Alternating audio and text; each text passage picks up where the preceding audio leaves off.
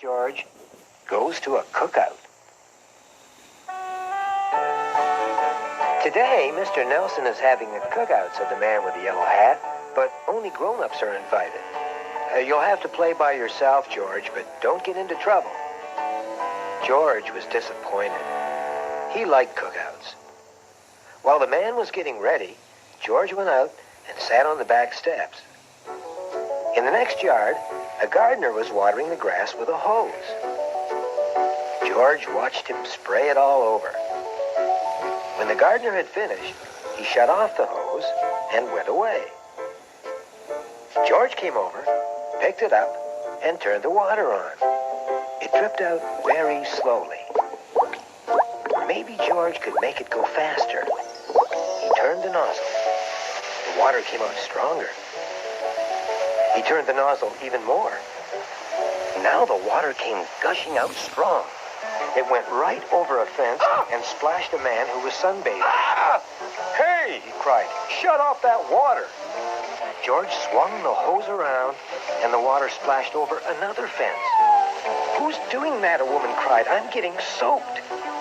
It's that monkey, shouted the gardener. Somebody stop him. The sunbathing man and the exercising lady came running over. The gardener ran over too.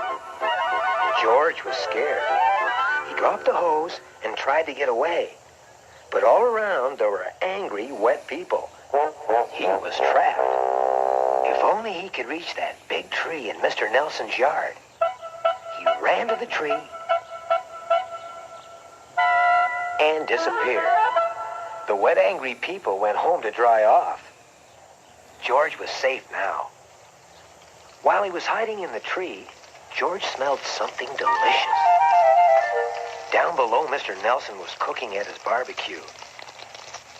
All at once, George felt very hungry. Then the doorbell rang. Ah, there they are, said Mr. Nelson.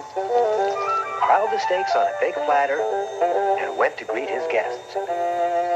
George looked at the steaks. They looked very tasty. Then he saw something else. The neighbor's dog had smelled the steaks too and tried to get under the fence. He was just as hungry as George. George had to do something.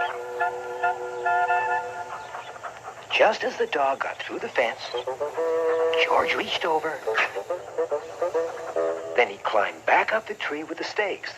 The dog was very disappointed. It barked at George. But George didn't care. He had the steaks. Just then, Mr. Nelson and the man with the yellow hat came out to get the steaks for dinner. Oh, no, cried Mr. Nelson. The steaks are gone. The neighbor's dog must have eaten them. Now what are we going to eat? I know what we're going to eat, said the man with the yellow hat. Look up there. George has the steaks, shouted Mr. Nelson. Good work, George. You saved our dinner. Please bring it down now. Now, George was a little disappointed, but he brought the steaks down anyhow. Would you like to eat something too? I'm sure George would like a little piece of steak, said the man with the yellow hat. Well, you can sure have that, said Mr. Nelson. George was part of the cookout after all.